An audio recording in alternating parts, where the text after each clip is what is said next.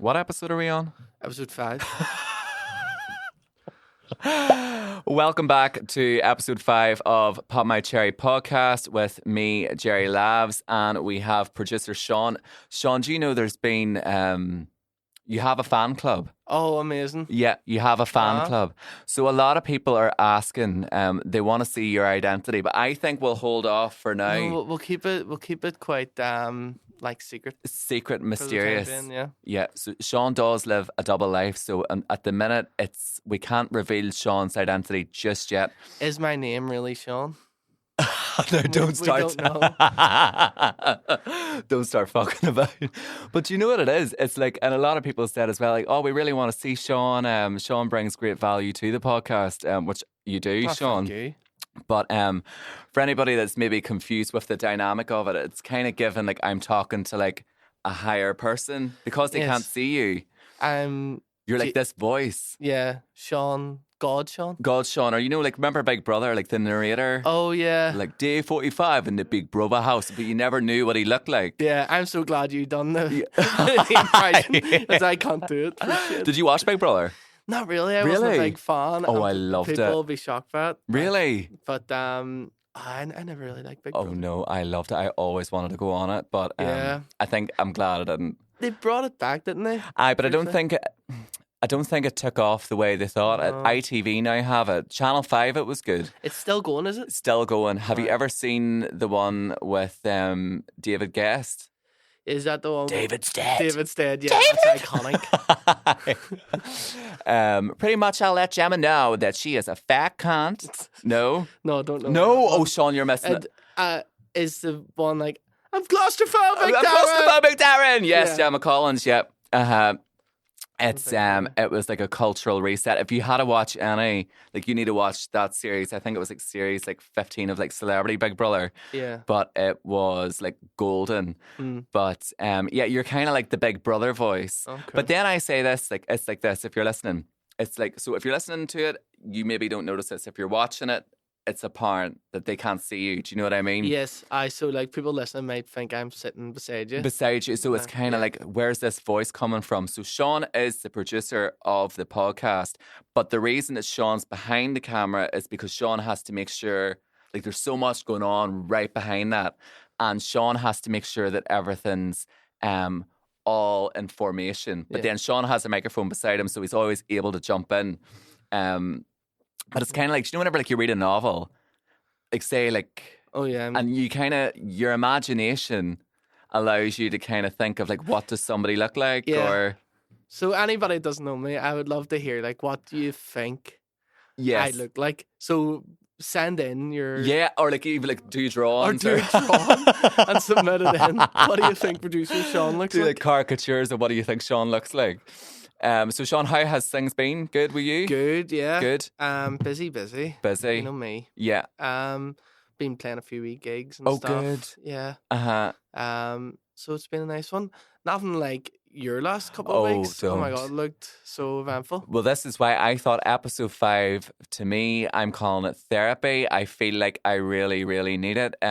So we launched a podcast and then we fucked off for nearly a month. We went to Ibiza. That was really good. But you know the way Ibiza is. Good girls go to heaven. Bad girls go to Ibiza. So that was fun. But then we had literally 24 hours to pack again because we were going to Las Vegas. Yeah. So anybody that would have me on Instagram, you're maybe slightly aware of this, but you don't know what happened fully. So I said that I was saving it for this. So this is going to be a bit of a story time, because what happens in Vegas does not stay in Vegas. And let me tell you, I have PTSD from this. So we're all going to Las Vegas. We're going for one of my best friends. She's getting married. Most people would just pick a local venue, not her. She wanted to go to Vegas, and you know what, rightly so. So there was about 20 of us, and the whole thing was planned to a T, Sean. So like we had everything organised. There was a wedding planner called Brittany, of course. Like amazing. Of course, she was called Brittany.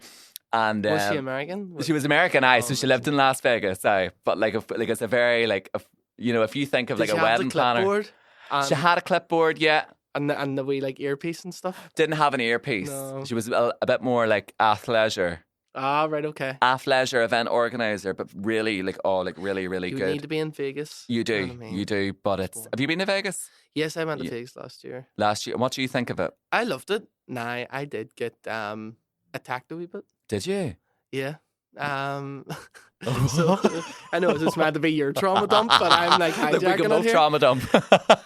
I went to Vegas last year, and we had like certain days were like certain things, you know. Yes. So like one day we're doing like downtown, one day Yes. we're doing this and that. One day was just like exploring the different resorts. Yes. So we got the big slush puppy, Yes. fucking The- vodka things. Yeah. And we're like, right, between this time and this time, we're going to try and get to this resort, and that resort. And in between each one, we were trying, no, because it was so warm, we were like, each resort we come out of, we're going to try and find like a wee shop and get a bottle of water, because otherwise we'll just shrink up. So we went in to a wee shop, got a drink of water, and came out. And as we went across the road into the Venetian Hotel, Oh yes, that's class. there was like a crowd of people, on the side of the road waiting to cross. Mm-hmm. And there was cars driving past, the light wasn't green yet. Mm-hmm. And this crazy man Right. just started shouting in my ear, "Why aren't you crossing?" Fuck. And I was like, I went, and then just ignored him, right? And he just kept saying it Right. in my ear. And eventually then the light went green and we crossed the road. And he kept saying it, so he was clearly like in another world. Right, okay. Something else was happening in his head. And we went to go up the escalators to go into the Venetian, and he came up alongside them. Yeah. And he had these like noodles or something in Noodles? salt. Like noodles, yeah, he was eating, right? And he like fucked his chicken chow mein round me as I was going up the escalators. It's not And it's not fun. It's actually not funny, but it's but it's the chicken chow mein. it's just fine. Right. And so there's like two sets of escalators that go up, and then they converge, and there's another set that goes up into the main hotel. He ran up the other set. You're joking. To then chase after us, and had random mix, right? This chicken chow mein thing, and like a blackcurrant slush puppy, right, in the other hand. And he threw the blackcurrant slush puppy round me and my wife, Nicole, and we threw our water back at him, like, but then he just ran off. Oh my god! And we went up and reported to the police sitting at the top of the steps, and they were like, "Nothing we can do." I know. Very like dog eat dog, I would say. It's just like that's what happens. It ruined like that part of the day. The day, yeah. I mean, because we had to walk home in that blistering heat. In the heat. Covered in chow mein. In his sticky soy sauce. Oh no. And go home, get washed, get ready again. The outfit was ruined. I had this lovely wee beige romper on.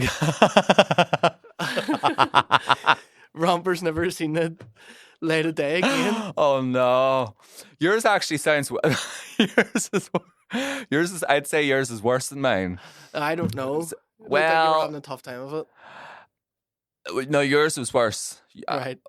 Yours was worse, but yours was quick. Well, not quick. It happened, and then yours was in. We were able to go to like out for dinner after that, and straight back to having the crack. Mine's was a bit of like a dragged out fart, I would say. So, once upon a time, we're literally going to Las Vegas for the friend's wedding, and then the whole thing organised. We got sausage baps. She got everybody sausage baps for the journey down. She got a bus for everybody to go down to Dublin Airport. She she had everything organised to a T. There's about 19, 20 of us on this bus. So the first stop we had to do was Dublin to London Heathrow, and then from London Heathrow we had about 4.5 hours to like lay over until we'd be getting on the flight to Las Vegas. So I thought, like, this is great, loads of time, not stressing, trying to get on to like a connecting flight, etc. And we flew on Friday the 13th. Oh, now, who the fuck books a flight on Friday the 13th? Are you superstitious? I I am. am so Yeah. superstitious. I'm very superstitious. I don't split poles. You see, if me and you were walking down a footpath and there was a pole, if you walked to the left of it, and even if there was like a millimetre of footpath, I'd have to walk the way you walk. I can't split a pole. Yeah. Bad luck. Even if you're like Magpies, squeezing in between. squeeze in. Yeah. Yep. My weird one is that like if I'm going up to bed at night, I have to leave a room and reach back in to turn the light off.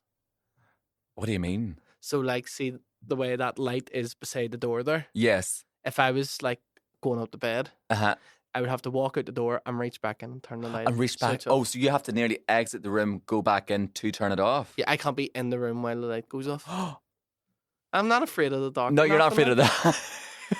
It's just a weird thing I started doing when I was younger, and I still do it. But isn't it weird? Like and it's you don't even know why you do it, but you do it. Yeah. Magpies as well. Magpies, what's your thing with? Oh, like the one for sorrow, two for joy. Yeah, if I see one, I shit myself. But I actually have another story. One time I seen about 5, right? And I was like, what the fuck does this mean, right? Get the calculator. No, literally, my head was fucked, right? And I went into uni and basically they were going to kick me off the course because I wasn't going to the lectures. I had poor attendance. So walked into uni, seen 5, about to be dropped out of uni. Walk back out, see another 5. Sean, I'm not even bullshitting, right? I'm going up that, Jordanstown. I'm going up that road. I go around the roundabout and literally somebody drives in the side of me, airbags out in my face. And you know the first thing I thought of whenever that airbag hit my face? That fucking magpie. I swear to fuck. Now, if you're if you see 5, you fucking, honestly, it's... Split. But I seen 5 going in and I seen 5 going out. You can't tell me that doesn't mean something. That's very strange. Oh, I'm getting chills even thinking about it. But so God. Nearly dropped out of uni in a car collision. No, I hate all the I hate that I'm so superstitious. No, some people it doesn't make sense, and some people would likely argue, well, number 1, maybe stop going out and maybe actually show up to your uni classes, and number 2, maybe watch the road whenever you're going round the roundabout. But I'm going to say it's definitely something from Superstition anyway. So we're on Friday the 13th and we're flying. Okay, so lovely flight over to London Heathrow. That's 100%. We get to the airport and then. I don't know what happened. Some people are kind of funny. Like you see, I have my bag. I'm ready to go, and I hate when people aren't like this. You see, when a plane's about to offload, be ready to dart off that plane. So I'm ready to go. So I'm out the gap. But some of my friends were either sitting further back, and everybody was all in different seats and stuff. So there was a small group that was together. Then there was me and 2 other people that were together, and then there was like a large group. And then another small group. So everybody was dispersed, okay? Some ended up in Terminal 5. Some ended up not going to the connecting flight area. So, like, we all ended up everywhere. And Heathrow is huge. Mm-hmm. And then somebody writes into the group chat being like, the flight is cancelled. So the flight that would have been going from London to Las Vegas was cancelled. And I thought, fuck this bullshit, wise up, blah, blah, blah. And I'm on the phone. I'm like, wise up, like, hardly. And she's like, no, like, it's actually cancelled. And I don't know why. I just kind of thought, right, well, nothing we can do about it. Like, or I don't know. It just didn't hit me. Yeah. So we got down to the same area as our friends. So there's about 4 to 6 of us at a point, and the rest are all in another area. We all can't get together. And I think we were all just wanting to be together to find out, like, what are we going to do next, right? So we're all trying to sort this out in completely separate ways. So one person was getting flights, somebody wasn't getting flights. There was so much miscommunication. It was an like, words can't even describe it. It was a shit show, so it was. And then, everybody's trying to stay calm, trying to keep positive. And then one person was going to Seattle. One person somebody was meant to be going to Seattle. Somebody was meant to be going to Chicago. Mm-hmm. Then 2 people weren't getting a flight. Then they were getting a flight. Then about 4 to 6 of them were going to New York. And guess where I went? I think I saw this. Mexico. So then what way does that work out with, getting in? Right. Aye. Glad you asked that, Sean. So, anyway, so at that point, it just didn't hit. It didn't feel real. I'm just like, what the hell's going on? And there were so many other things that just kept going wrong. It really was like a series of unfortunate events. So we ended up going to Mexico, right? Yeah. So Dublin to London to Mexico to then to sit in Mexico longer than you'd want to sit in Mexico City to go to Las Vegas. So we had to wait about 8 hours to get on the flight to Mexico. We were able to fly that night. Yeah. And it was like an 11-hour flight. And we hadn't slept, so we were up from 6 a.m, got on the flight at about 9 o'clock that evening to then be up for the full 11 hours because, you can never really sleep on a flight. Yeah. And then got to Mexico City Airport. Everyone's like, do not leave the airport, whatever you do. Apparently, like, they're all doing like a protest against the police. People are getting like beheaded in Mexico City. Honestly, it was terrifying. And then eventually, 5 hours later in Mexico City Airport, we then got on the flight and we got to Las Vegas. And we get to Las Vegas and my friend who's getting married, well, doesn't her suitcase get lost? So the bride's case got lost. Oh, they lost. Where did she go? She went New York. She went New York. So she went New York. I was Team Mexico. Feeling hot. It actually was a vibe though. There was like the wee Mexican hats and stuff. And were you on your own? So there was me and there was about maybe like 6 others. Oh, went to Mexico. But like you felt like you were on your own. Do you know what I mean? Like nobody. Because everybody was. Everybody. We were all just sitting like. It just was. It was very like disorientating. So what did the bride do? She basically didn't get the case, but she was carrying her wedding dress, so she was fine. She was carrying her wedding dress, and then I think she was kind of at the point more like, I think everybody just tried to keep a positive spirit. Yeah. Weirdly, this is the funniest thing. You see, whenever you're in a situation, it just feels so kind of like disorientating. Yeah. I think we definitely were like jet lag. We definitely had vertigo. We definitely, like, honestly, I'm not going to lie, like, I'd be sitting in Mexico City Airport and I'd be like my teeth were fucking hairy from not brushing them. I didn't bring a toothbrush. I stunk as shit. I was repulsive, grease hanging off my hair. But like, you just have these moments where you're just sitting laughing, being like, is this actually my fucking life? Do you know what I mean? It could only happen to us. It could only happen to us. Sort of attitude, yeah. And it literally only could have happened, if you knew us, it could only have happened to us. And like, there was parts where I just found the whole experience really funny. Like, very much like, if you didn't laugh, you'd cry. Yeah. But then with her case, it just was more like, we all like basically she had to like buy and borrow, so she had to buy clothes out there, and then there was girls that were able to like lend her things, and then she was able to get like wee bits and bobs. Like, the only thing that was in her case was like the jewelry and the shoes, so she was able to get them in Las Vegas. But then like, she was carrying her dress, so that was all. It actually all worked out okay, but still not nice on your way. Like, this is meant to be like the best day, best week of your life, and that is a nightmare. So just as a heads up, if you think flying on the 13th or Friday the 13th, you're like, oh no, like, it's fine, like, that's just superstition, it's not real. This is your sign, it is real. But other than that, good. And like a Las Vegas wedding, unbelievable. I'm sure it is. It was amazing. The best wedding I'd say I've ever been to. Because it was so personal. It was very personal, and it was very much about the day. And you know the way, remember we were talking before about how a lot of your day maybe gets interrupted with photos and stuff. She had a photographer, so it was a private wedding. So we were like very much like, we weren't sharing things. Nobody was on their phone. Nobody was uploading like photos of like the bride or like the groom. It was all very much like a private. Yeah. It was a private day, which made it great because everybody was very much in the moment. Yeah. But then her photographer was very much just snapping. They just keep snapping loads of just moments, like us walking down like downtown. We stopped off at the little white chapel. We got some group photos there, and like, we were in this big white like wedding party bus. Class. And had like 2 stripper poles, and everyone's just, it was just fun vibes. Yeah. Like, woo, just married. And it was great. The dinner was lovely. Them photos are going to be unbelievable. Yeah. Oh, iconic. So it was great. So other than that, good. And then we hit top 4 in the Comedy UK podcast. Jesus. And I wouldn't say I'm like a comedian. Like, do you know what I mean? Yeah. But like, you have to choose a category when you upload the podcast. Oh, was that what? Oh, right. And we chose comedy. Oh, did we? Oh, that's a bit... That's a bit narcissistic of us, isn't it? Are we funny? I don't know. Are we? Oh, we're funny. We're funny. Like, so that's a bit mad. Yeah. Didn't expect that. How did you manage that? Oh, well, I don't know anybody that works in Spotify. Is that what you mean? No, I just mean like... Do you think like give head to get ahead or something? I know a man about a dog. No, that's not how it went down. Just like We earned it. Just I think it's mental. Like, Yeah. it's so good to have that. Like in the first week. Yeah, no, I didn't expect it. But I'm now like, now we've hit it. That's it, done.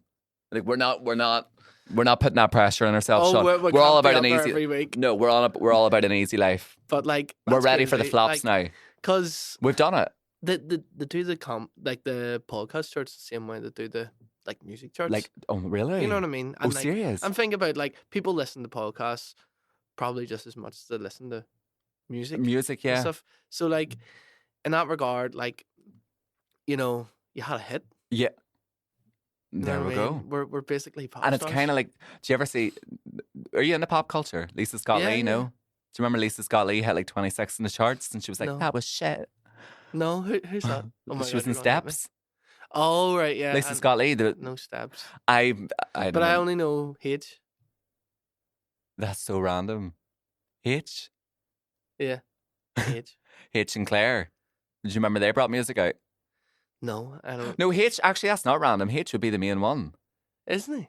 So there's H, Lee, Faye, H, Claire, Lee, Faye, and Lisa. I know the Donna song. I'm with so tacky. Michelle Visage. Michelle Visage, that was a recent one, yeah.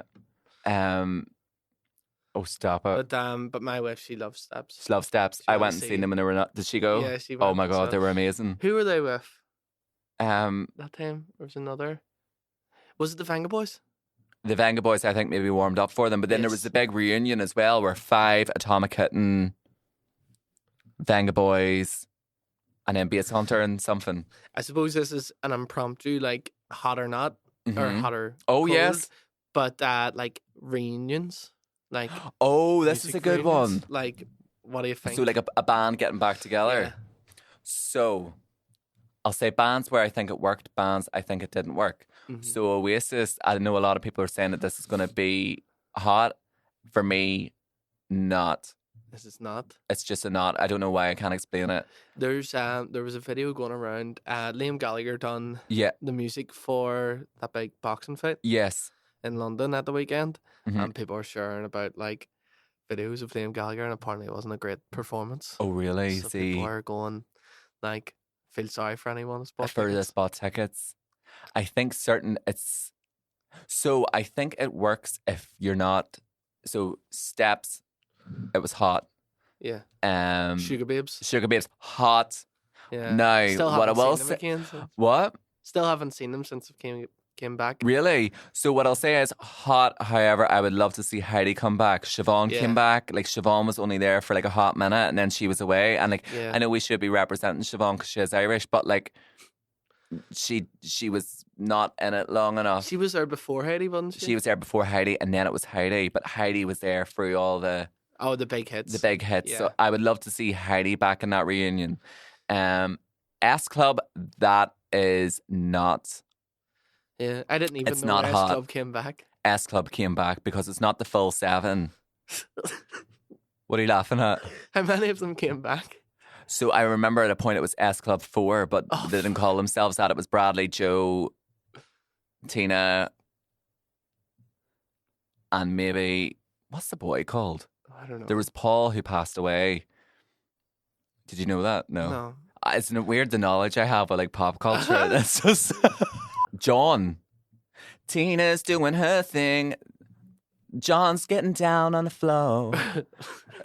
Bradley. I can't remember them. Joe, she got the flow. Get everybody, here we go. S Club. No? No, Oh, don't do an Don't Anna Olivia on stop. me. Don't stop Stop. moving to the funky, funky beat. Yeah. You Yeah. can tell I'm gay. I think gay science is a really funny thing. Do you know that? Like we all, like the biology and the chromosomes or the whatever, or the white blood cells of like a gay man. Like we all have very like See, Matt, Real Housewives humor, dark humor. I McFly and Mc- Busted were like my like. Oh, pop I love bands. Busted. Busted Yeah. coming back, that was hot. That was good. That was I really good. Enjoyed that. Who else are we missing? I'd love to see the Saturdays come back, but I feel like you don't know who they are. I All did fired like up, this. I feel alive. Have you ever heard- Frankie. Frankie, yeah. Frank, Rochelle, Molly, Rochelle, of Una. course. I There's actually another really one. like Rochelle because I love I I love love that Rochelle. show, The Hit List. Yes. Did you Oh, ever watch yes. it? That was brilliant. I love Rochelle. She seems so nice too. But Uh-huh. I'd love to see them come back. You need to look up on Spotify. Anybody listening? Saturday's Megamix. Once you hear the Saturday's Megamix, it is like crack. Honestly, they were it quite is a good. bop. I mean, the one that we're all waiting for is One Direction. Oh no, they can go. No. Liam Payne, a bit weird. Liam Payne is very What's weird. up with that? I don't know. He loves himself, doesn't he? Very and narcissistic and getting dark energy a wee bit. William Payne. Yeah. Like he really threw the. I don't know. There's just something. He's been on a couple of podcasts, hasn't he? And Yeah. it hasn't went down Very well. cringy. Like no, seems a bit strange. But we love Harry Styles. Love Harry Styles. Love Niall Horan. Love them Yeah. all. Aye. What would you say is your favorite ever pop band? Don't go into the like pop. Favorite ever pop band? Pop like. Oh God, it probably is. Probably is McFly. Yeah. Yeah. Over Busted. Over Busted. Yeah. I like Busted's music more now. Yeah. At that I'm older, but when I was a kid, I was obsessed with McFly. Like McFly, yeah. McFly was the weirdo with 5 colours in it. Oh, that was a bop. Yeah.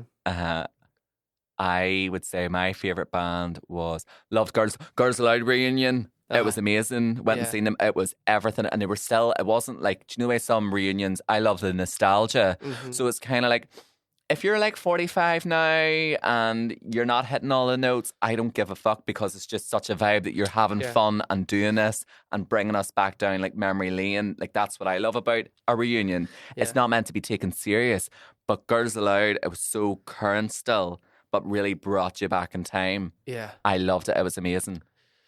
I'm trying to think of other groups that were about. That was like a flop. Yeah, that like I don't even, are N-dubs still a thing? N-dubs are not a thing. I think they did maybe like a brief reunion, but it wasn't like a pop-off reunion. But The Wanted. Oh no, they. They I weren't think great they anyway. did do one because somebody passed away in that band too, Yeah. and they done a reunion in memory. Yeah. God, there's been a lot of band deaths. Makes you wonder, doesn't it? I suppose everybody dies. Yeah. Oh. No, but you know, like that's the evolution of life. Of course. So it's maybe not that shocking, but like there's been quite But a few bands that have lost a When member. we think of like the bands that were, they're still quite young. Yeah, like they're very young. I think maybe that's the point I'm trying to make. What about TLC? Imagine that. Love TLC. That was Left Eye, wasn't it? There's a Ghost conspiracy Girls. about that though, isn't there? They did get messed about. Yeah, they and did. Stuff, with their record label. I've heard Yeah. that before.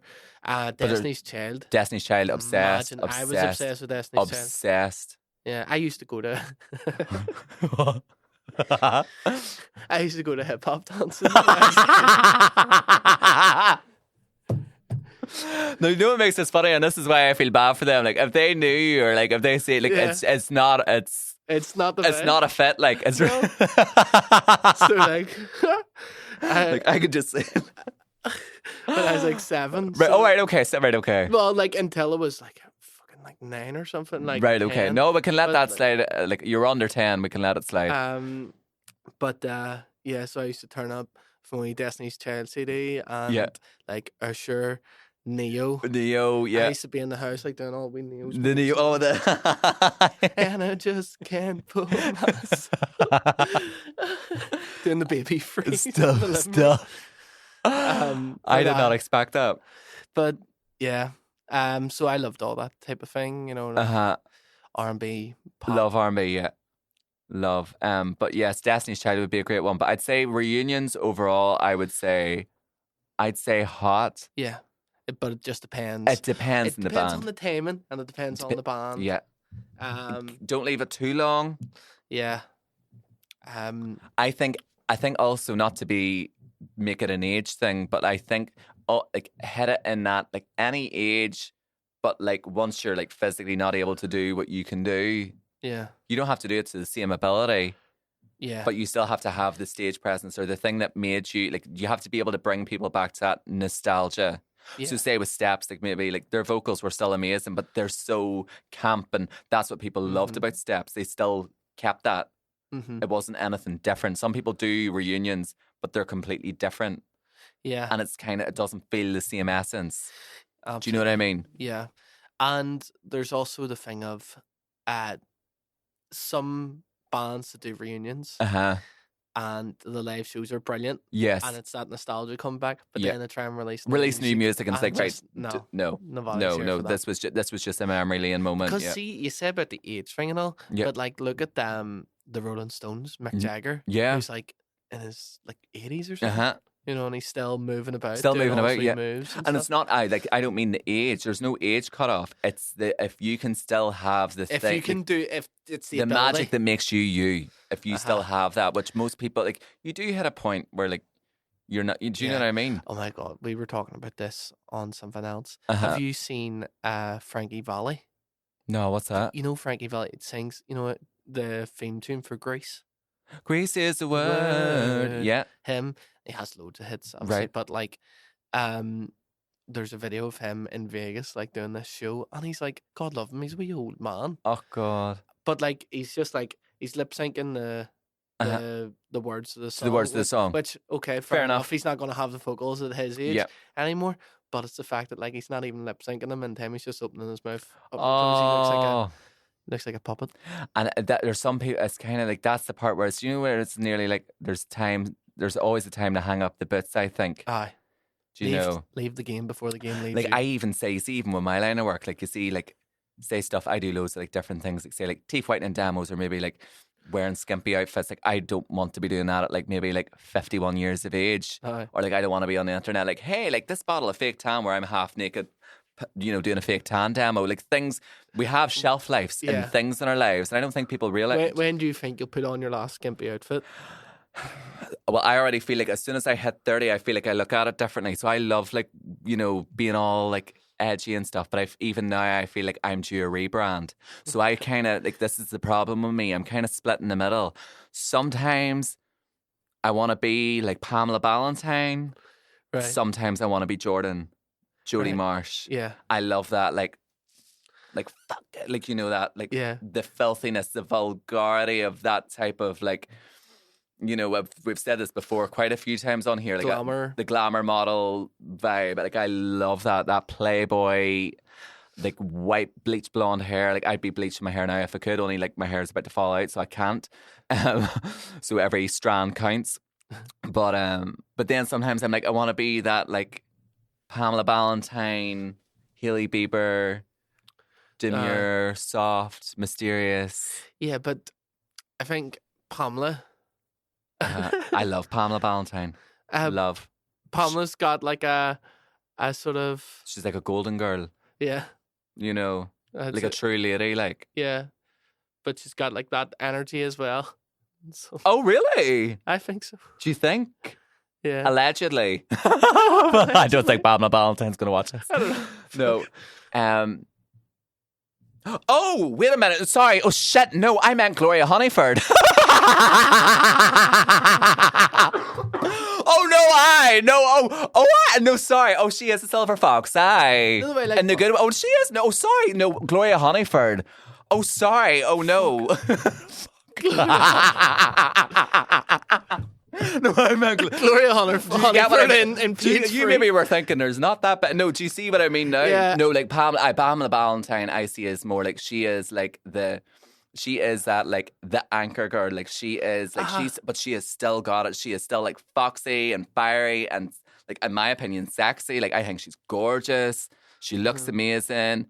But I mean more like I meant like the oh yeah, so the nice the cutesy like like Dana, like all kinds of everything or whatever. More like I know what you mean. So that there or Jodie Marsh. Sorry.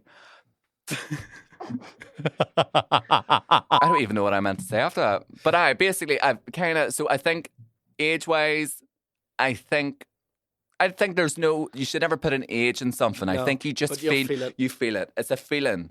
I think you feel yourself changing. Because I don't like people that are like, I hate that whole, like, oh, you're 30 now, you should be thinking about like having like a family, or you should be thinking about getting a house or this or that, and we live this life, or like you should be graduate, and like all these different pressures that we put on ourselves as human beings, and I really don't get it. You know, like, what your life is literally what way you define it. Do you know what I mean? Yeah. And I think all this outside noise, and there's so much of it lately, where like we're looking at other lanes and we're seeing people like, oh God, so and so's just bought their first turnkey house, or so and so's done this or that or whatever. And it's like, when you start looking at it all, it does make you panic. Like when I hit 30, there was that moment of like, oh God, like I'm now like 30, and I know I hit this whenever I was 20. Weirdly, like 20 years of age, you're so young, but I thought, I'm not a teenager anymore. Like, I can't get it. If I wanted to get a tongue piercing, I can't do it, even though I never wanted one. But it felt like there's certain, I felt restricted in a way, but it's like you could get a tongue piercing at any age. I remember watching the Olympics when I was like 12. Mm-hmm. I was like, Daddy, at trampolining looks like good crack. And he's like, no, you have to be at that from you're about 4. I was like, wow. I'm never going to be a trampolinist. Oh, no. But that, like, it's nearly like restrictions, isn't it? And it does hit, though. Yeah. But, no. See, for you, in terms of, like, plans and stuff like that, do you think of things in terms of, right, the next 5 years I want to do blah, blah, blah? Or do you just, like, go with it? Or is it a mix? So I'd say go with the flow, mainly. But I think don't really want to get like too deep like, but this is kind of where this comes from. I think I've always lived my life it was more like a defense mechanism. I've lived my life very like deliberately unplanned. Mm-hmm. But I think it was kind of like being a gay man, especially where we come from. I think there was a lot of things in my life that I didn't ever like allow myself to imagine. Yeah. So I never allowed myself to imagine that I would ever get married. I never allowed myself to, and I don't know, like this is, I'm not saying that this is the way that it is. We are very much entitled, worthy, deserving of all these things, and they are very much within our like reality. But I think the era of where I grew up as a gay man is different to the way that maybe an adolescent would grow up in today's day and age. I think it's definitely came a long way, but it's still a lot. There's a lot to go. I've learned very recently there's still a lot of underlying tones of homophobia and conditioning in society. But for me, growing up, I think a lot of them things I never allowed myself, and even kids, was very like, don't want kids, don't want nothing. So the defense mechanism that I always told myself was that I'm like Cher. I don't age. That's like, you know, we can't have kids. We can't have, like, my brain, I can't have kids. I can't get married. I can't do all these things. I'm not going to fall in love. I'm not going to live the conventional life that everybody's living of the stepladder, where they've graduated, got the job, fell in love, got married, had a kid, etc. I never allowed myself to imagine that. But what I told myself then is, oh, well, I'll be in the Kremlin at 55, but I'll look good. Like, you know, my life will be solely for me.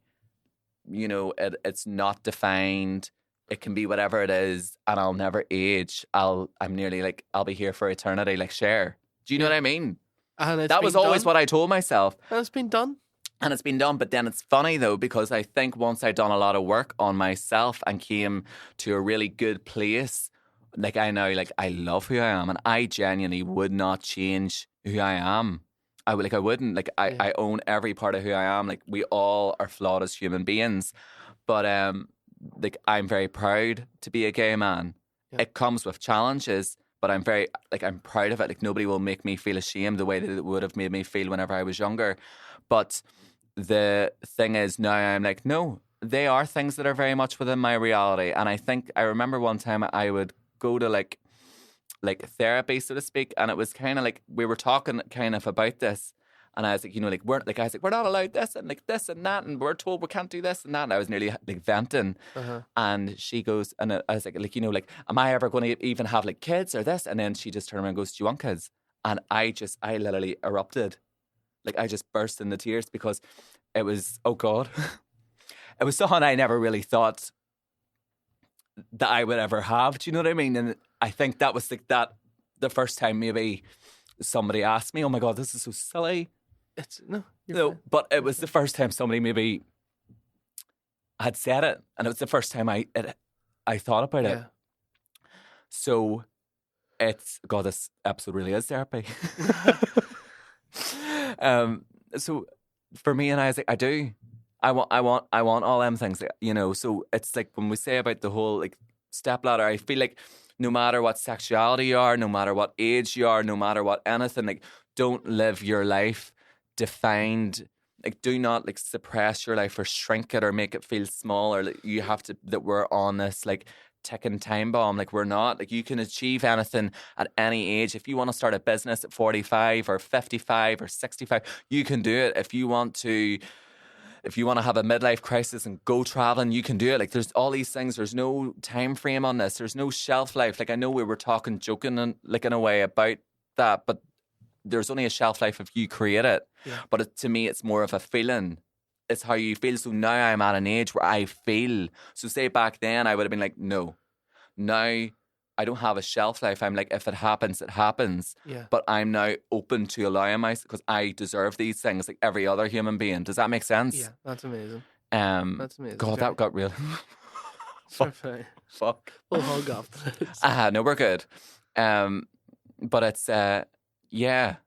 I don't even know really where to go from there. What's the conclusion of that? Do you want a breather? No, I'm fine. Yeah, I'm okay. fine. But I'm very. This is the way I live my life. Though I feel the highs, I feel the lows, and I embrace everything, every kind of emotion. Like, so, I'm very like, let the tap run. Yeah. I think a lot of people in life, that's something a lot of people maybe struggle with. Yeah. But I used to be the same. Like, you see, whenever I was younger, I was like an ice maiden, like so cold, so bottled up, and then I think you're masking. Yeah. And it's kind of funny. I went into this. Put a brave face on. I put a brave face on, and I think it's kind of funny. It's like, it's funny the choices that we make in life, how everything connects in a way. Mm-hmm. And I learned that I went into this line of work. It kind of makes sense in a way, but it doesn't. Because I needed that validation at a point in my life. I hated who I was so much that I needed validation from such a large. I needed like everybody to think I was funny or this or that or whatever. So then I was like, oh, maybe I am. Maybe I don't. Maybe I'm not as bad as what I think I am when I look in the mirror. Do you know what I mean? Yeah. And it makes sense in a way. Like, with people who are so projectively extrovert, there is something that's a deeper insecurity in the core. And mine was obviously my sexuality. Yeah. But I suppose that's a really, it's a world that makes it difficult. And then it's kind because every time you turn the camera on, yeah, you're masking. You have to be a certain type of. You have to be Jerry Labs. Jerry Labs, yeah. You know what I mean? And you have to have a smile on your face, and like your life has to be the best thing ever. The best thing ever. And it's just the nature of like, that world. Because it's the funny part is like whenever I say that and how vulnerable that is, and it's kind of like, oh, but to go in it's like a double-edged sword in a way. Like, it's why like they don't complement one another. So if you're someone who's maybe insecure and needs validation, things like that, you should be working on yourself. Meanwhile, not sitting putting yourself out there for everybody to have an opinion of you, scrutinize you, judge you, make things up about you, shame you, etc., condemn you. Like, so then you're putting yourself in the public domain where like people can, So that's you're opening yourself up to scrutiny. That's a difficult sort of situation when you're already vulnerable. To try and find that, level of like comfort in yourself. So how did you find that? Therapy, yeah, genuinely therapy. So this is what I mean. So whenever I would have done that, but I was very much living with a mask on. Yeah. Not with my sexuality, just with my vulnerability, I suppose. I was very not in tune with who I am. And I suppose maybe I kind of thought, like, I came out and I was like, all right, that's the hard part. That's not really that wasn't the hard part for me. The hard part's saying navigating life. What comes with that? And a lot of hardships, a lot of mistakes, a lot of like, homophobia, like, different things, a lot of disappointment, a lot of rejections, a lot of different things, which is still just adding fuel to that core belief that you already have of yourself, that you feel ashamed. Do you know what I mean? And then I think I just hit a point where I was maybe more like, I suppose I was curious to build a relationship with myself. Yeah. And I maybe felt a wee bit like, I'd say lost. And then I started doing therapy, and honestly, it was the best thing ever, because it made me understand who I am beyond being a gay man. Yeah. Do you know what I mean? Like, being gay is not the one sole thing that defines me. It plays a big part of who I am, and I'm very proud of it now. But it's kind of, you're going back and doing a lot of like self-reflecting and doing a lot of work and understanding who you are as a human being. Like, and this is the thing with therapy. It's hard because you can't just look at the pretty part. and turn a blind eye to like the mess in the corner. Do you know what I mean? Yeah. And you have to look at parts that you don't like of yourself. And then it's kind of, and make, I suppose, instead of condemning yourself, learning to show yourself grace. That's the hard part with a lot of like, say, like the things in your life.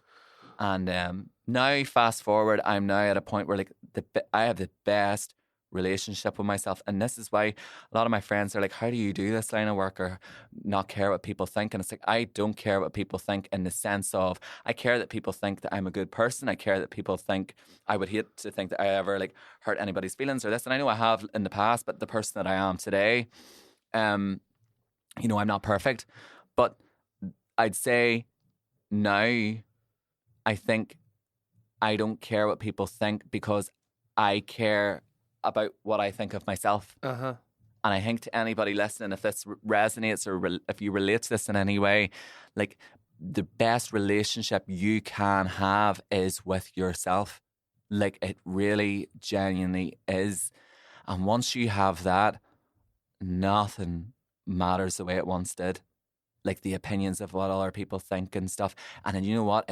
You realize that's the one thing I learned is, see, being vulnerable, it's the most terrifying thing ever. But you see, once you break that wall and you're like, no, do you know what?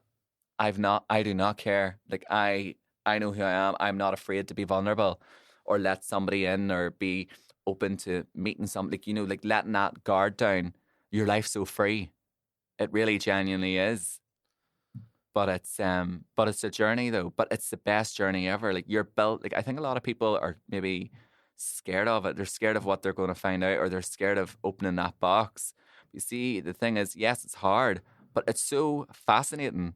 It's fascinating. All these wee things that make us who we are, things from like your childhood that you maybe wouldn't even think were a big deal. Everything connects. Yeah. And it's fascinating. Are you still on the journey a bit? Yeah. So this is the thing. So basically, I would have went like all the time for about maybe like a 2-year period. But the thing with therapy, what you need to realize is there's no such thing as a finish line. Yeah. It's something that will always be in my life. But I am a strong advocate of don't let it become a problem to then go and see therapy. If you're feeling a way, it's good to have, like, just having that 1 hour of me time to be able to talk about your thoughts, your feelings, the things that you maybe don't want to share with a friend because you're maybe thinking that they might be overprotective or they might be a wee bit judgmental or biased or this or that. Mm-hmm. Having that moment of just being able to really just like talk so freely and talk so openly in a safe space. Yeah. And now I call it emptying the bin. Yeah. So I go every so often. So when the pressure gets a bit high, like I'm like, right, time to empty the bin, I call it. Yeah. And that's very much like a way to look at it. This is doing my head and this is doing my head and da da da da da da da da da. And here, right. I think, do I have ADHD? Like, do you know, like that was like, like certain, all those whatever kind of is popping up. I call it like offloading. That's great. So I'll always make a point of always doing it. Even if I feel like I don't need it, I'll still check in with it. Yeah. But I love it. But like, she saved my life. Like genuinely. That's amazing. It's it's the best thing.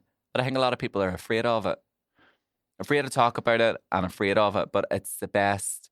Like I think there's like a stereotype or a misconception that you have to be either like insane or crazy, and there's such negativity and negative stigmas around mental health. But like the thing is, it doesn't even have to come down to mental health. If you're feeling in some sort of a way but you can't maybe articulate or express it, or you need it, you're suppressing something, talk to somebody. Like and the therapy is what, for me, like I don't want to go to all my friends with my problems. Yeah. I want to go to a friend to escape my problem, to have a laugh with, to enjoy their company. Yeah. And it's not that I feel like I'm a burden to them. That's what I would prefer to do. But that's my thing. Do you know what I mean? That's my me time. And we all need that. Life's crazy. I think people get a lot out of that. Yeah. What? Therapy? Yeah, it's just out of what you've just said. Oh, really? Do you think? I think so. Just think about it, like, a lot of people who are going to be watching this are just people who see you on Instagram. Yeah. You know what I mean? And don't know. A lot of people don't know what's going on. Yeah. So that's the thing. It's that's the part which is tricky, because it's kind of like, it's easy to hide behind the bravado. Do you know what I mean? Yeah. And the bravado is a comfort blanket too. It's not a bad thing. I like being able to switch on into that person, or I like to be able to, right, I'm at this event. Like, I can just go and have fun and escape maybe my problems in life. Yeah. So to me, it is that, but you can't live in that. You can't live under the comfort blanket. Sometimes you have to have them vulnerable moments. Sometimes you have to have them uncomfortable conversations. Sometimes you have to do the work and things like that, and also allow yourself time to heal or to feel an emotion. Do you know, it's so important? Like, we suppress so much because life is, you know, if you think back in the day, like, it was very much people just got on with it. But I think you can definitely see, like, the damage that does, do you know, in older generations. Mm-hmm. Meanwhile, now what's great about our generation is we're a bit more, we talk about woke culture. But the snowflakes. It's snowflakes and things like that. Yeah. Like, I think we have got very sensitive, but sensitivity isn't a bad thing. It's, you know, like, in regards to this, I think it's important to be sensitive to this. It's important to be sensitive to mental health and things like that, and to talk and to communicate and to help one another. You know, like, you don't know what somebody's going through. And I think that's the one thing I think a lot of people don't realise, that is what we don't realise what other people are maybe necessarily going through. And if we just, and that's what I learned from it the most, empathy and compassion, which I never had. Like, giving people compassion. I never did before. And I look back at I don't hate who I was before, but like, there's a lot of qualities and characteristics I didn't like of who I was, which was a product of being a very insecure and closed off person. But, you know, but now, because I'm so much more comfortable in my own skin, I know who I am as a person. I love who I am as a person. I'm proud of myself. I've done a lot of work. But with that, I'm now, if I see someone, I wouldn't judge somebody. Yeah. I wouldn't judge somebody's circumstances. I wouldn't judge what someone, like, you know, I'm very like, you do not know what somebody's going through, or you do not know what you would have done. You don't, you know, things like that. Yeah. I look at things differently, but the perspective and the self-awareness that it gives you, oh my God, it's crazy. But it's like, it's amazing. No, I don't want it to sound doom and gloom. It's amazing because it's like your brain just, it's like light bulbs turning on. You're like, oh, and you see life so clearly. And that's the great thing about it. So, yeah. Go to therapy. Go to therapy. Like, they will think the episode was going to No, go like this. I know, and that's the but I think I needed this. That's great. I think I wanted to come in here today, and I wanted it to be, and I don't know, I think sometimes I get so stressed about, like, oh, what can I do for people? Or like, I want to make this fun and I want to make this entertaining. But then the thing is, sometimes, like, this is my thing. Sometimes I need this moment too. Do you know what I mean? And I hope people maybe can relate to some of the stuff I've said.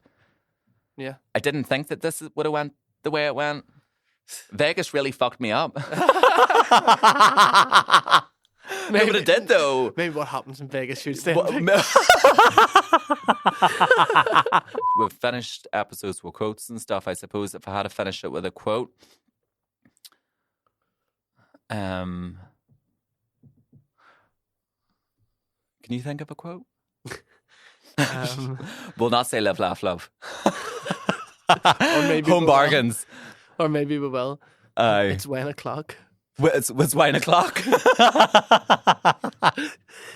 I love that one. It's always 12 o'clock somewhere. It's 1 o'clock. No, I don't have a quote. Be happy, and if you're not, be happy. Choose find happiness. Happy. Yeah. And that's, happiness is a choice. Yeah.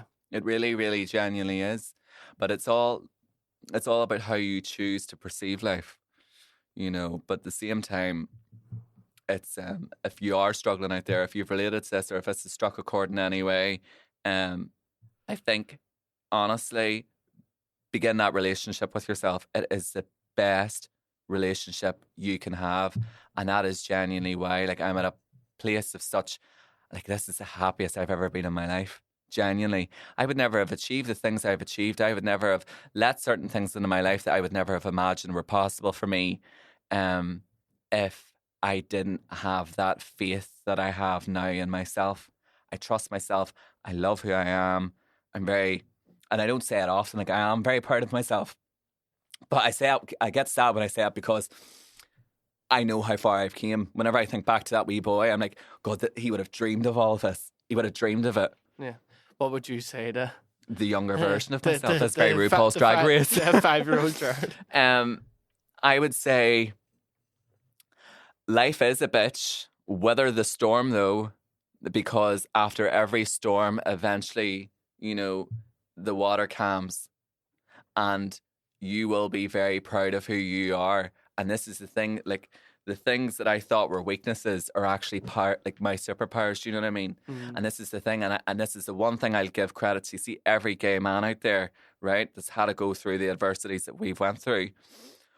We are resilient. We are so strong, but we are empathetic because we know how hard life is. But life has thrown us a lot of hard cards, but we take it in our stride. Well, I know I have, and I know a lot of gay people have. And it's a community, I think, that's very misrepresented. What was the point there? I think maybe I'm just done. Thanks for tuning in. Yes, sorry. So I think I am going to go for a nap and sleep this jet lag off. Sean, thank you so much. I didn't think this episode would go in the direction that it has went, but I am glad that it has went in this direction. It's nice just to get this off the table.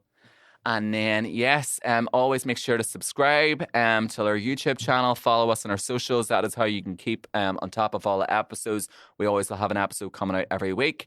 And we'll bring up. I think that was needed. I needed to have that moment where it was me, you, and like the people listening. Away from like the fun and the flamboyancy of it all. No, like we've had our. Like sitting in the house party. Yeah. Like having a laugh, having a gig. Yeah. This was also that, but it was also the 2:00 in the morning when you can't get a taxi and we're opening up the heart to heart. The heart to hearts. Oh my God, Joe. Do you know that's my pet hate? You say like, don't. Heart to heart city is the worst. And then you wake up the next day with a fear like, oh no, I trauma dumped on them in the kitchen. It's like, don't do it. This is your sign as well. Don't do that. Don't. It's the worst. But also, you can do it to me. I'll always listen. But we've kind of had a variety of episodes now. So I think, range. We want this to be like an onion. We want it to have layers. We've laughed, we've cried, we've lived, we've laughed, we've loved. And on that note, I think we'll end it. So thanks for listening. I hope you did enjoy this, and I hope you found this maybe helpful to anybody out there struggling. And remember, there is always somebody to talk to. Don't be afraid to ask for help. And thank you for listening, and hopefully I will see you for next week's episode. Bye. Bye.